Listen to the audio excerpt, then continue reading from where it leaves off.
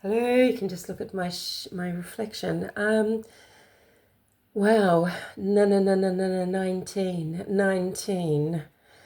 It was, I don't know if it was carnage, but it was a bloodbath out there in court today, wasn't it, for day 19 of Clancy's criminal trial.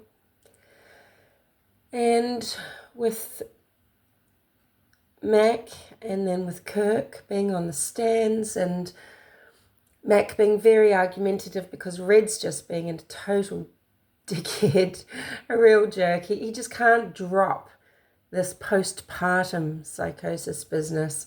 He doesn't seem to understand he could make a point for psychosis if he wanted to and leave it at that.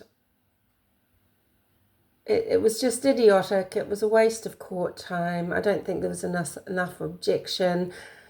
Judge Sullivan just seemed to let this shit just keep rolling. It was really revolting. This is Red's modus operandi though, okay? It's just, if you can't dazzle them with brilliance, baffle them with bull. What he's trying to do is just conflate and confuse and muddy and haze all the information to confuse the jury and to have them sort of have certain things just stuck in their mind that he wants them to be thinking about. And it's just so darn tooting annoying. I hope that the jury just see right through it, as a lot of people will. And Kirk is someone who has diagnosed Clancy with bipolar disorder type 2. He doesn't agree that she was in a mania state, that she's had these phases of mania along with this depression. He couldn't come to a conclusion of type 1 bipolar disorder.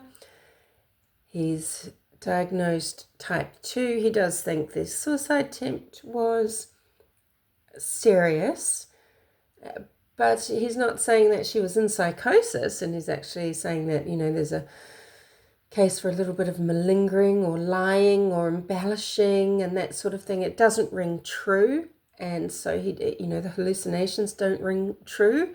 He's agreeing with me, of course, that, intrusive thoughts are not hallucinations. And he doesn't agree with her explanation or her description of her hallucinations that would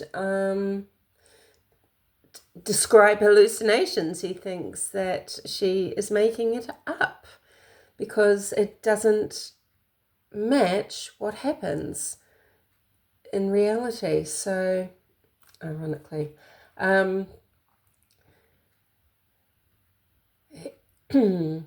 with that talk that I did in the video I just uploaded, how I've quoted, the paper is quoting one of the subjects,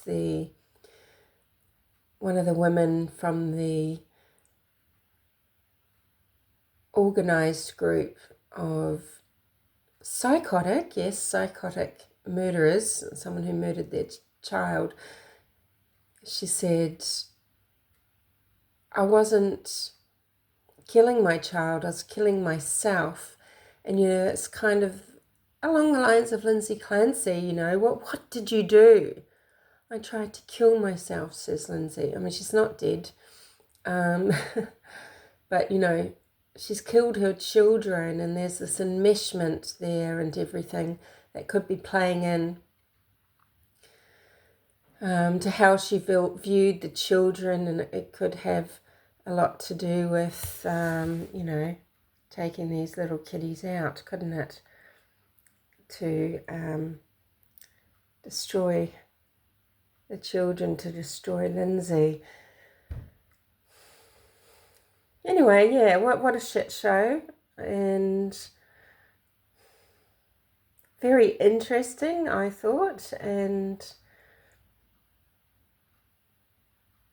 enjoy hearing information such as Kirk was giving, and I do find it educational, and I find it infuriating when there's head-to-heads such as Red and Mac were having, because I just find Red so pompous. I know what he's doing. You know, it's an act, okay? It's an act because he wants to elicit things from a witness, such as that smile that he called out for Mac, because someone is smiling at him with such disdain at the absolutely putridly stupid things that he's saying.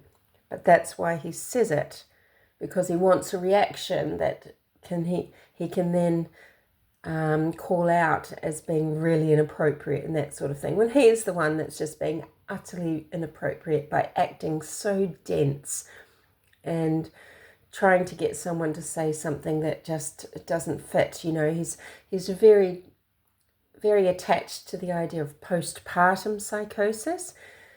He could have just stuck to the idea of psychosis, because psychosis is psychosis, just like depression is depression, which is what Mac was trying to explain over and over to Red, and he wasn't going to back down on.